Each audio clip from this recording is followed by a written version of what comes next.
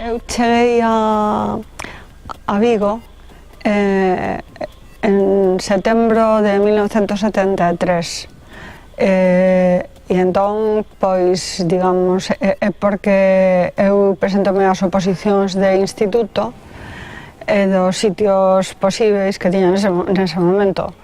Non tiña Madrid, senón tal vez tería quedado.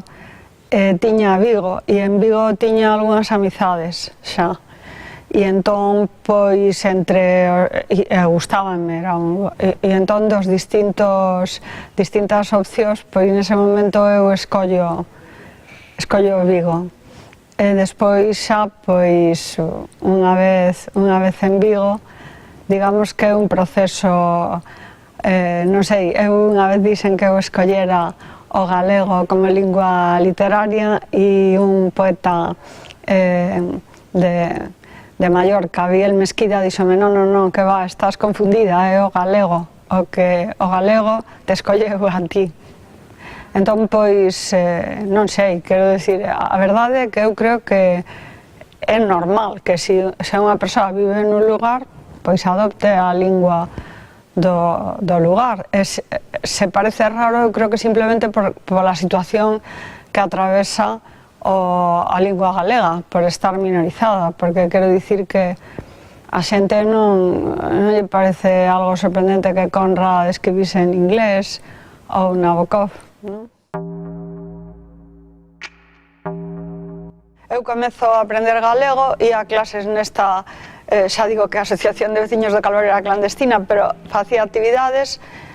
Francisco Carballo, famoso Carballo, o cura Carballo, poñía unhas clases de galego, íamos un grupiño de xente a clases de galego ali en Vigo, e eu empezo a estar en contacto con xente para elaborar materiais en galego para as aulas, non textos, aínda non se podía, e de feito, os primeiros libros de texto en galego, que son moito máis tarde, dos anos 80, eu son coautora deles. Un deles estaba prácticamente feito no ano do Tejerazo, non? O 23F, e entón a editorial chamounos e díxonos: con esta situación non podemos sacar un libro de ciencias en galego, como se tivese algo que ver, pero bueno. E despois, ese editámolo os autores, Sete Estrelo, editámolo, aínda hai uns anos falábame diso Carlos Aymerich. Carlos foi alumno, todos os irmáns Aymerich, do Instituto Castelao, onde eu daba clase, e lembraba, falando dos libros en galego, ter estudado nese libro, que era unha edición de autores impreso na mesma imprenta Zenit, que era onde tirábamos os panfletos, todos os partidos clandestinos de Vigo. En esa época facíamos materiais. No ano 76 houbo un intento de facer unha escola de verán de toda a xente que estaba nese momento pola escola galega. Foi en Maceda, en setembro do 76, xa morrera Franco, xa facía case un ano. Acabábamos de estar moitos de nós na escola de verán de Cataluña, na escola de estío, pero de Galicia non puido ser, e o segundo día entrou a Garda Civil a sacarnos de ali coa metralleta na man, falando un galego impecable, porque eu lembro que decía: queimovos, marcha. Eso é moito máis en Xebre que ás veces que escoitamos nos programas estes, nas teleseries, vouche dar un tiro, algo así. Non, que decía o home aquel era queimos. E entón, bueno, marchamos, fixemos unha manifestación ali en Ourense, diante da delegación. Así acabaron as primeiras jornadas do ensino, o sea que aínda a transición a Galicia tardou un chisco máis. era pois un momento en que parecía que era importante que o ensino fose en galego e o de ciencias tamén sobre Galicia, falando pois da natureza en Galicia. Eu andaba coa xente do batallón literario da Costa da Morte, non? Entón as malas compañías é o que fan, non? Entón, claro, andar con poetas todo o día, pois acaba unha... Eu ia aos recitais, eles lían un poema e eu lía un pedazo de un relato que era fatal. E ao mesmo tempo tamén veu un irmán meu de Madrid e trúxome un libriño, un diario. Eran uns libros que cando eu era nena, pois ás veces facían as nais. Miña nai fixo para os 3 ou 4 máis vellos, non somos 7. E 2 irmáns de outra nai, no que era como en primeira persoa, ela escribía como se fose eu, non? Entón decía, nacín tal día, non sei que tal, e algunhas das cousas que decía ela continuou, non? Até que eu tiña 8 anos, é bastante extraordinario, as cousas que dicía, cando estou lendo, non me decato de nada que pasa ao redor meu, nin fago caso, nin tal. Teño pola noite, ás veces desperto asustada porque teño ensoñacións, decía ela, soños, tal. E son moi rabuda, así acababa a diario, dicindo, ten moi mal genio, decía ela en castelán. Entón, a min aquilo que, bueno, miña nai morreu hai moito, morreu moi nova, cando eu tiña 25 anos, entón, non sei, eu supoño que foi todo eso que se xuntou en Catálogo de Velenos, que foi escrito, bueno, tan tarde como no 98, despois que xa tiña bastantes cousas de narrativa e premios e tal. Entón, como non quería, era xa un pouco coñecida, non quería mandar unha editorial e que me publicasen, bueno, porque é de Marilar, mandei no esquío, dixen, bueno, se chego a final, pois mandarei unha editorial. Entón, gañei, non? Foi unha sorpresa. Eu cando quero, digamos, escribir un panfleto ou un artigo sobre política, pois fago noutro sitio. Eu creo que, a ver, o compromiso, digamos, impregna moitas veces, impregna a nosa vida e tamén a literatura, mais eu non son nada partidaria da moral nas historias, non? Nin son partidaria dos libros, por exemplo, para a xente nova, que teñen detrás hai unha mensaxe, nin tampouco para adultos.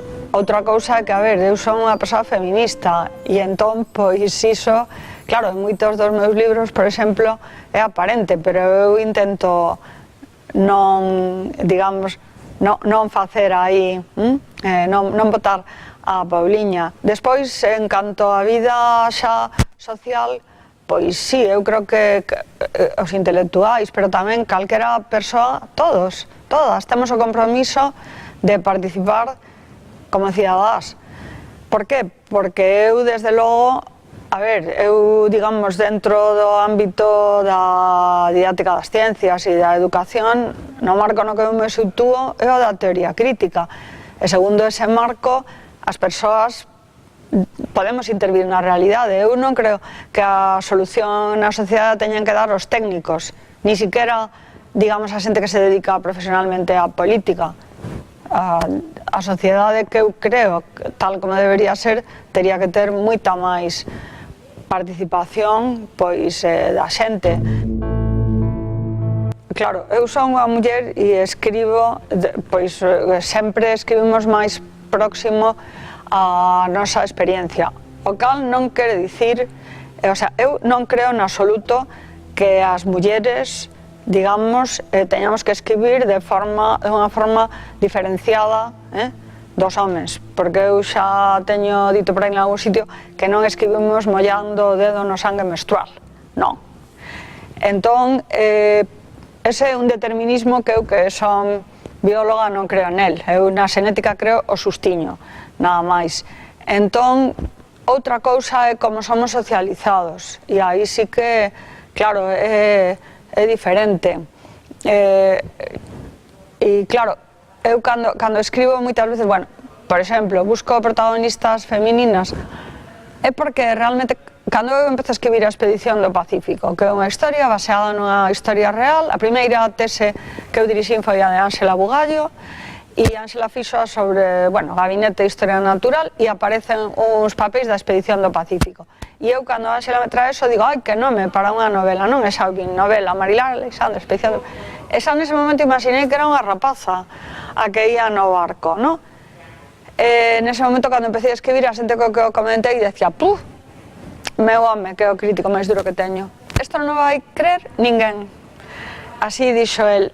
Hoxe acaba de chegarme unha mensaxe da Asociación de Mulleres Tecnólogas de unha científica da que prácticamente non se sabía nada, Sibila Merian, do século XVII de Holanda, entomóloga, cus descubrimentos de botánica impresionantes, que viaxou a Surinam, a América, escribiu uns libros maravillosos. Quero dicir, as mulleres formaban parte en expedicións. Ben, eso é unha experiencia. Por qué? Bueno, como digo eu, porque o mellor porque lía ella o tesouro e dicía, como non ia ninguna muller naquel barco, non?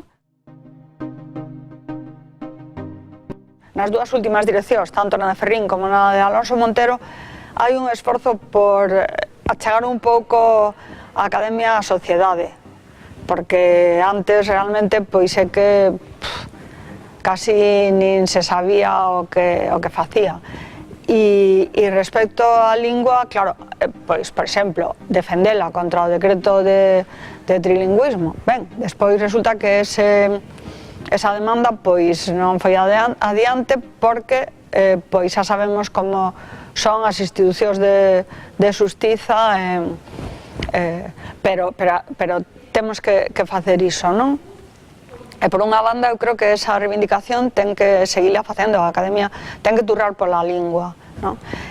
Tamén ten que achegar, darlle facilidades para que a xente utilice a lingua. Entón eu creo que iniciativas que se puseron en marcha nos últimos anos, por eso digo que me parece o dicionario empezou cando era presidente Ferrín, non lembro exactamente en que ano, e vai mellorando bastante. O dicionario que está online, eu agora que toda a xente que coñezo, pois é o que utiliza para escribir. Por qué? Pois porque é moito máis doado telo aí na punta dos dedos que levantarse, turrar por un libro que pesa un montón. Mais tamén porque ten cousas que un dicionario en papel non ten. Digo isto porque hai xente que aínda di, non, a min que non me quiten o papel. Depende para que cousas. Non, eu prefiro ler poesía en papel, pero cando eu entro e teño unha dúbida cun destes verbos tremendos, non? E ali teño a conjugación do verbo. E a xente que ten que quer saber algo da fonética, pois pode escoitalo. Ten frases feitas con iso, e mesmo mete unha palabra que é errónea e aparece tachada moitas veces e di, en galego é así, non? Entón eu creo que todo iso pódese facer nun dicionario online, e nun dicionario en papel é máis complicado. E iso parece pequeno, pero é importante. O do portal das palabras eu creo que é algo que tamén pois é moi interesante, bueno, pódese ampliar, pero a cousa de que a xente pois participe en propoñer palabras para o galego, que cada ano pois temos unha palabra, a irmandade, pois é unha palabra fantástica. Creo que non hai máis que comparar a palabra que se escolleu aquí coa palabra que se escolleu en castelán este ano. É un momento claro de crise, é un momento que pode dar oportunidades pois o que son cousas novas, e eu creo que, por exemplo, pois, as cousas como candidaturas de unidade que surdiron últimamente, o feito de que neste momento teñamos concellos aquí en Galicia, pero tamén de cidades tan importantes como Madrid e Barcelona, gobernados por candidaturas de unidade, pois é unha esperanza.